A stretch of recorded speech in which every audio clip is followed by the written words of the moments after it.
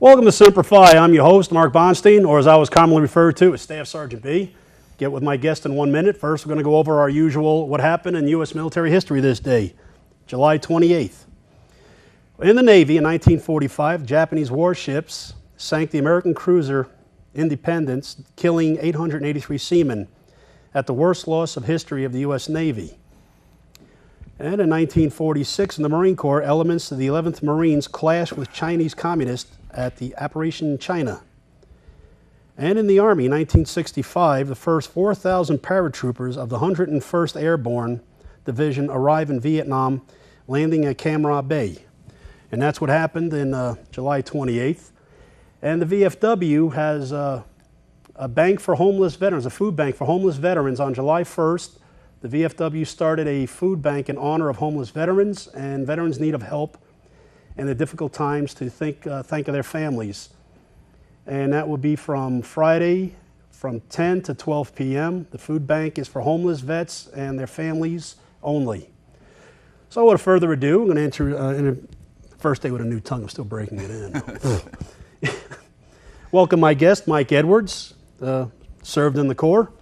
So we're going to get down to the basics. Welcome to Semper Fi. Thank you for having me. And give us a background on you. Background, if we're starting, I was born and raised in Missouri. Okay. Farm boy, grew up after high school, pretty much right after high school. I turned down a lot of scholarships to go to college. And scholarships for what? Scholarships for tennis, actually. I was state champ. And, really? Yeah, you can believe that, yeah. Used to teach tennis, and I grew up playing with Agassi and Sampras and Courier, yeah. But I turned down quite a few scholarships and then really didn't know what I wanted to do. So, talked to some recruiters and went in at 17 and signed the paperwork. And 2 weeks later was in San Diego for boot camp. So you went to San Diego? MCRD, I'm a Hollywood Marine. And what year was this? 1988. 88. 88. All right. So went to San Diego. Had to get the parents to sign because I went in at 17, and since I wanted to go in so quick, my recruiter, I was a contract grunt. I was contract 03-11. Didn't know what else there was in the Marines. Didn't know anything else about it. So I got there, was pretty motivated. Just put my nose down to it, and after 13 weeks, I graduated honor man of my platoon. And you made PFC out of that? Made PFC out of that. And my senior drill instructor said I was too smart to be a grunt, so he wouldn't let me do it, even though I wanted, because I was trying to go in recon. And so I ended up being an air traffic controller. Got sent to Millington for A school and had a good time there, and then went to El Toro. Spent most of my career at El Toro. How long was the school to be an air traffic controller? Air traffic control school was, I think, 4 to 5 months. Wow, and what exactly do you learn now? This is a whole new one. I never hear anybody talk about air traffic control. School is pretty neat, especially when you're at a Navy base, because there was about 4 Marines in with we had about 16, 17 other sailors in the class.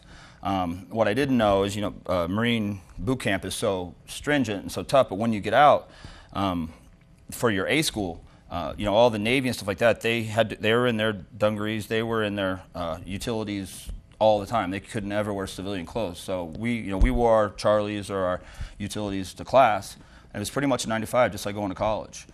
Monday through Friday, we go to school, and then after we get out of school, me and some of the other Marines, we'd go down into Memphis and get in trouble like you do. Go down to Beale Street and get in fights with all the Navy guys down there. But it was a good time. But you learn everything from weather to charge to just basic air traffic control, and it's a pretty extensive, really good school. So. Now, what kind of hours? What were your hour shifts? I know you have to be in there 24 hours, right? The towers never shut down? No, the tower at El Toro, we were about 07 to about 2200 every day. Since we were there, we would do what were called FCLPs, Field Carrier Landing Practices, which is what the jets would have to practice before they could go out into a carrier. So on the runway, they would have a fake carrier deck on the runway, so they could practice there before they would actually go out to the carrier. They had to get so many of those, and we would do nighttime ops sometimes. And we're in Orange County, California, and sometimes we would run these at 01, 02 in the morning. So we would get phone calls, about the noise, you know, because we're Laguna Beach, you know, El Toro, Irvine. We would get calls all the time, and sometimes I'd be in the air ops building, answering the phone calls, and they'd be like, "What is this noise?" And it's so funny because all these houses were built after the airfield was there. Right. I'm like, well, you know, the airfield was there before you got here, and they're like, "What?" You know, and I always tell them that's the sound of freedom. And that's, I go, you know, you should appreciate that. That was my basic answer, is the sound of freedom. So, but yeah, it was a shame that base closed probably right after I got out in about 97, 98. That base closed, and they all moved down to Miramar. Yeah, I went to Staff Academy there. Now, what is the burnout ratio being an air traffic controller? It's pretty high. For the school, they do a pretty good job of getting everybody through, but once you get to your duty station, it's actually a lot tougher. More stress. A lot more stress. They want you to, I mean, they were patient. We had people that didn't get qualified for like 6 to 8 months, and I got qualified in about 2 months, but and then I became a supervisor. So I actually changed a lot of the rules, or the logs and stuff at El Toro. I became a supervisor because I used to teach a lot of the Marines when they were going to be an air traffic controller. Instead of just giving them the information and just let them go do it on their own, I would have classes, and we would sit in there, and I had about a 98% graduation rate. And they asked me how I did that, and I go, because I give them the answers. They go, well, how can you give them the answers? And I go, air traffic control is all about knowing your phraseology, knowing that. If you have the answers, all you got to do is control. Right. So so after that, they kind of changed the way that they taught, the way they school. And then even after I got out of the Marines, I went back for about a year and a half as a reservist, as a civilian. I went back and helped teach in some classes and helped their supervisors and stuff out too. It was pretty neat. I like it. So when you were on active duty, you said you were a supervisor. So you got promoted. Were you a corporal, sergeant by then? I was a corporal. I was getting promoted. They offered me a $35,000 re-enlistment bonus and choice of duty station and sergeant. But I was still 21 years old, and so much stuff I wanted to do, and so I got out. I still helped out with the supervising and stuff there, but yeah, I got out as a corporal. Well, that's not bad. And you wound up doing 4 years, you did? Or? I did four and a half, depending on which time I went in back and forth about 3-4 times, so after I got out, yeah. So you never got into that trouble where, like a few of the other guests, you lost a stripe over something? Never lost a stripe. I even got my good cookie. Cookie. Yeah, did that. Spent a little time in Bahrain. I was with Macus 38 over at Tustin for a while, and we were the first squadron to go into Bahrain for a Desert Shield.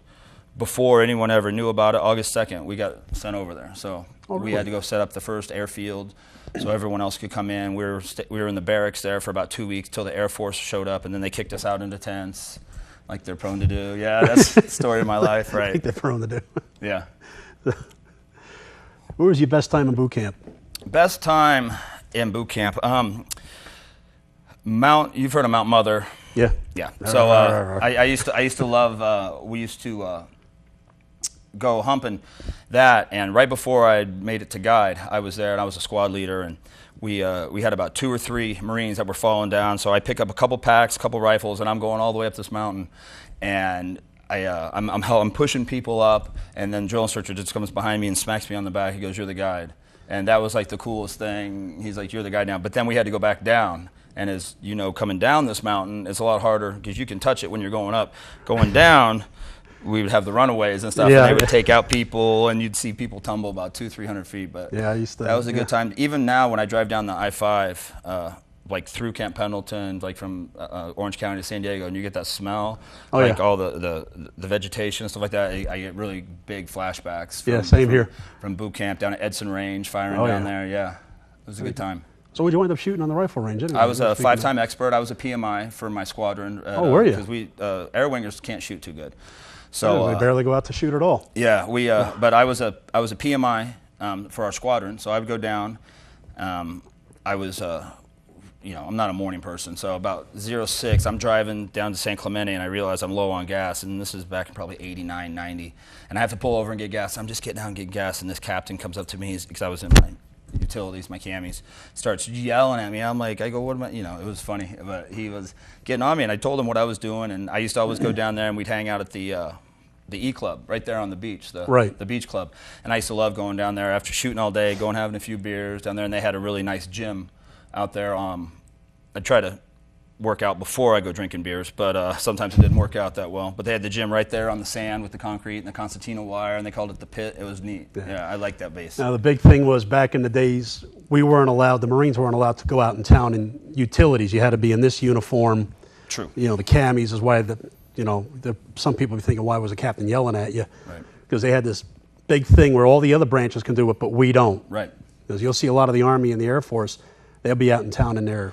Right, and I think it's a great idea too, because we are held to a higher standard than all the other branches, and but they do make exceptions if you're running out of gas or for emergencies. And I had the same thing happen. I was running out of gas, and I had a first sergeant come up, and she said to me, Staff Sergeant, what are you doing in uniform? And I'm standing there pumping gas, going, I'm on E, First Sergeant. If you're going to write me up, but I need gas. So she's like, you're not stopping anywhere else. And, no, I'm leaving right after here, but. Same thing. Right. I had a motorcycle. Mine was in San Clemente, right down there. I had a motorcycle too, but it was funny because I would, you could wear your camis on your motorcycle. So touch that. Wear your camis on your motorcycle. So I'd be riding around that, but we'd have the helmet and you'd have your little road guard vest that you had to wear on base. Yeah, it was pretty funny. But going to and from was always that way. But like I said, once we got stuck out in town.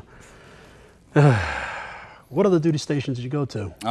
I was pretty much at El Toro and Tustin, and if I wasn't over in the Middle East, I was over there for a while. But most of my time, I got pretty lucky because, they swing with the wing, they called it back then. But I loved El Toro. I had a place down on the beach with some buddies, and it was pretty much a 9 to 5. And for about 6 months or a year, one time, I had a great schedule. I worked the Thursday, Friday, Saturday, Sunday, and that was it.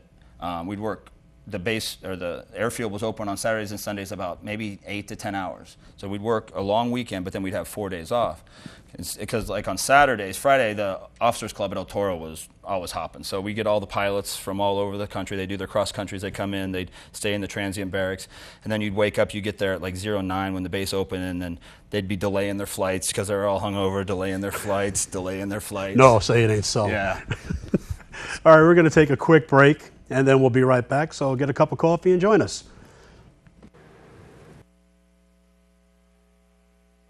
Left foot, left foot, left foot. No right, the jump. No right, lay up. I left it right, the jump. Left it right, lay up. No right, lay up. No right, lay up. Left it right, the jump. Left it right, lay up. No right, lay up. Left foot, left foot, left foot, left foot. No right, the jump. No right, lay up. I left it right, the jump. Left it right, lay up. No right, lay up. No right, lay up. Left it right, the jump. Left it right, lay up. No right, lay up. No right, lay up. All right, welcome back to Semper Fi. We're talking to my guest, Mike Edwards. He served as an air traffic controller. Then you just happened to say something interesting when we were on break. You were on the rugby team. Yeah, I was on the Marine Corps rugby team. Living in Southern California, I started playing, met some friends, and we had a club team down in Balboa, down in Newport. Yeah. But we had a base team. We didn't have a very big team, but we joined up with some other Marines, and I would travel. I'd be on TAD. We'd go to Pensacola. We remember one time we drove down to San Diego, and it was me and just 3 other Marines. And we were trying to get a hop down to Pensacola, and this admiral comes up and goes, I got an empty C9, just me. He's like, you want to go with us? So it was awesome. We flew into Texas. Some base was full of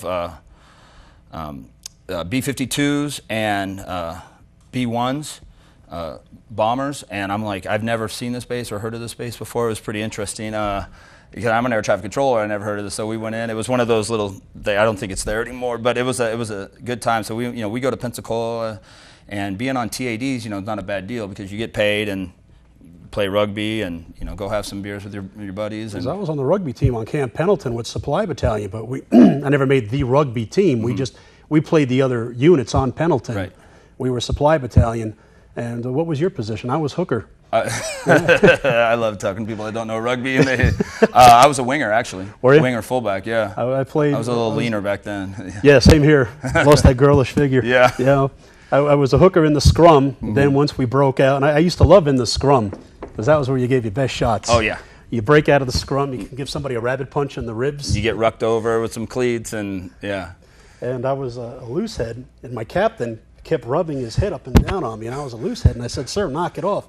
And we're in the scrum moving back and forth, and he goes, "What's the matter, Stash? Right, you can't take it?" So I leaned over and I cracked him in the head, and he went, he says, he knocked off after that. Yeah. I said, "You want to keep going, sir?" And he's like, "Oh, we'll get out of the scrum." I said, "All right, no problem." And like I said, once we get out of the scrum, I usually gave someone a rabbit punch. And then that was the best way to get back at the guys after the work week. Oh, yeah. That's why I tried to stay out of the scrum. Yeah, that's why. I like being in the scrum. Yeah. So wonder I never got a cauliflower ear. Yeah. But that was the best place to get one. Definitely. If you were in the scrum, that was it. But yeah, I played a season of that, and I'd get up the next day looking like Quasimodo. Rugby's a tough game, tough It sport. was. Yeah. And the wife says, "You're going to play again? You can't even stand up." I said, "I'll be all right." Yeah.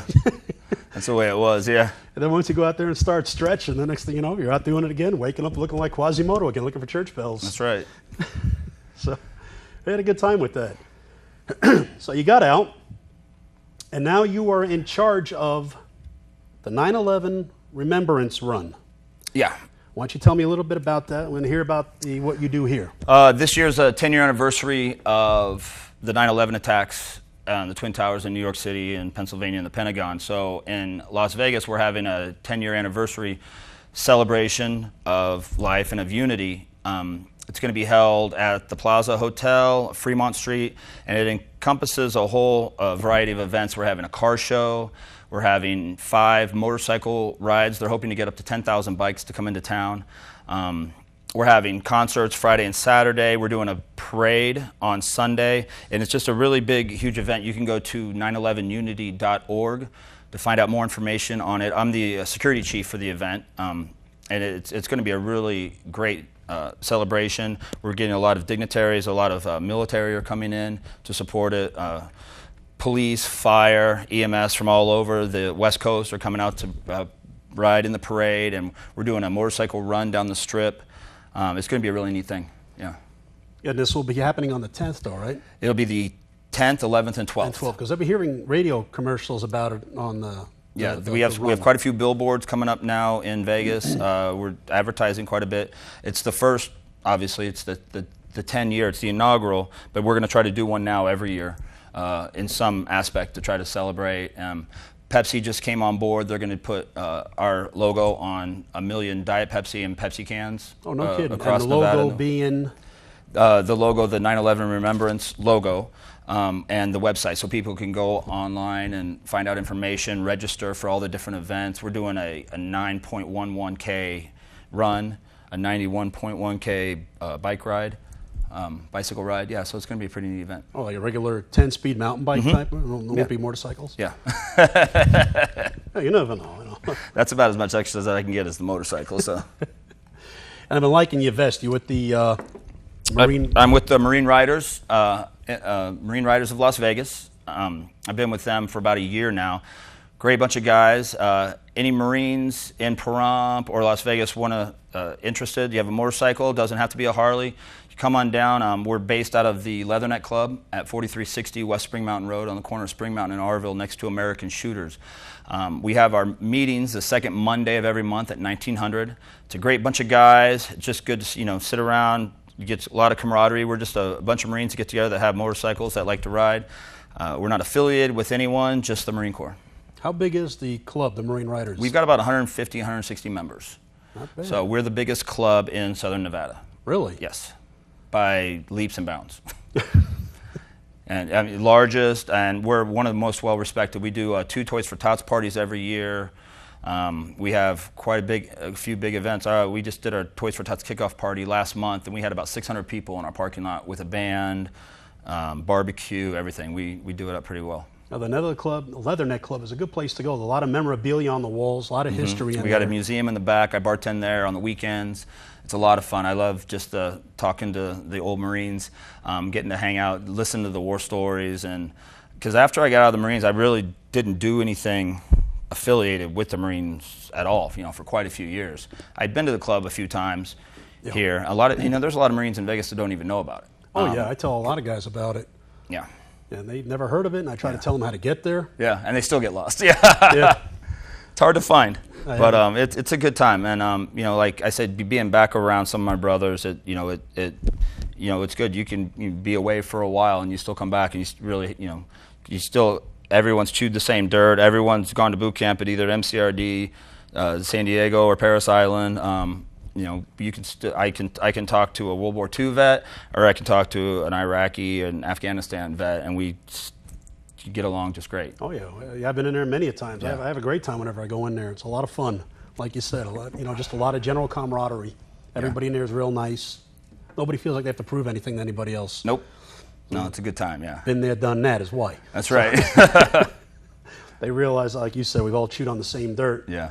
So, I'd like to show the back of your vest if you could. Sure. This vest. is our patch. Can you see it? Oh yeah. All right. There you go. Looks good. Marine Riders, Las Vegas. Yeah, it's pretty sharp. So, you know, Marines are known for their good-looking uniforms. That's what we're known for. So, dress blues. We do it Took upright. away the collar and just. That's right. Take it off. The dress blues no more with the. Yep. Can't talk with that wrapped around your neck. Oh yeah, you get a little bit of a rash there, especially yeah. Depending where you're going. Yep. And every year we have a Marine birthday celebration at the Leatherneck Club. Marine Corps Ball. And past couple of years we've been lucky enough to have R. Lee. Yes.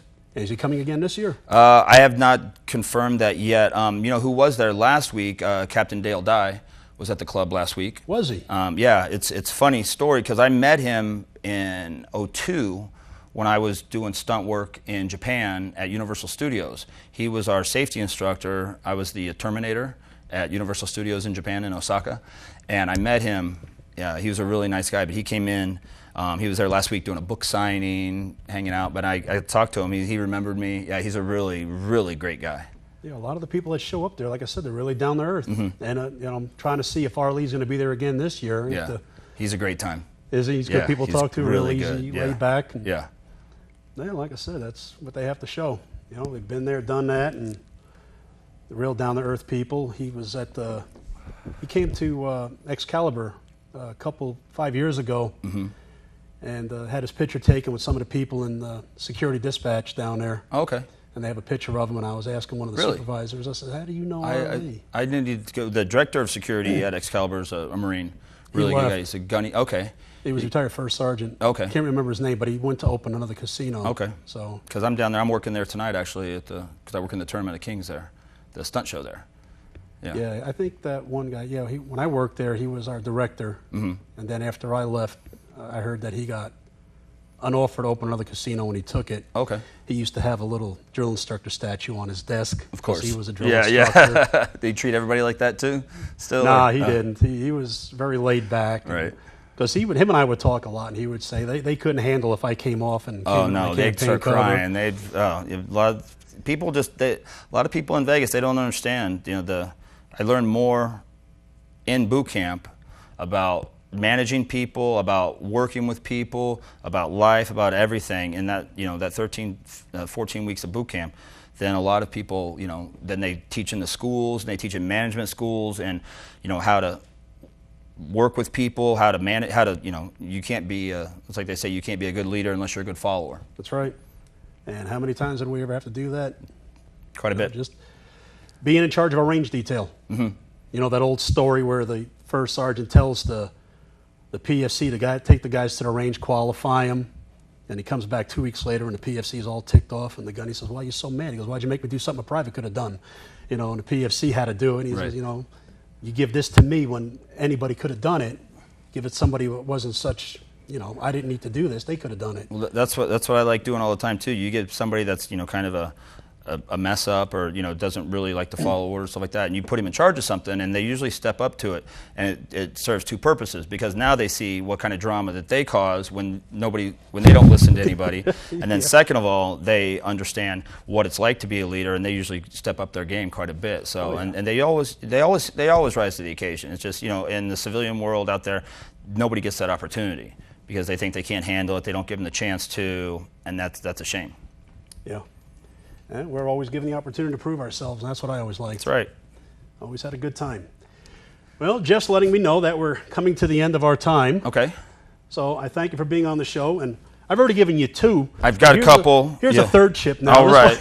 Well, mine are more. Oh, I like this one. That's very nice. Yeah, So this Semper one's for the Fi show, TV. Semper Outstanding. Fi, Thank that, you. you know. I want to thank the Prump Nugget too for helping out with 9/11. Jeff down there, they're doing some sponsorships. If anybody wants to get involved, they're selling memorabilia and challenge coins, T-shirts, and everything, coffee cups at the Prump Nugget. He's helping out quite a bit. You can pick up the biker information guide that's there. Also, they have that in all the rooms, but it's got all the sponsorship packets and stuff for 9/11 as well. Jeff's a really good guy helping out. All quite a right, bit. sounds good. Well, like I said earlier, a lot of people know that the Nugget really does a lot for the veterans. Yeah, they're really great up here in Pahrump, especially. They yeah. are. That's if you see the yellow ribbon on the concrete, then all the 5 branches, the flags. They're doing a 1300. The city of Pahrum's doing a moment of silence on September 11th for everyone that was lost in the towers as well. Yeah. Yeah. All right, be glad to see. Want to come on by? We'll be there. I don't know if you'll be there. I'll probably be there. I'm going to be working down there, so I'm going to be I'm going to be busy that weekend quite a bit. So remember, you got a story. I want to hear it, and I want to share it with everyone else, just like with Mike. Ooh. And thank you for being on Semper Fi. Hoorah. Hoorah, Devil Dogs. Semper Fi. Semper Fi.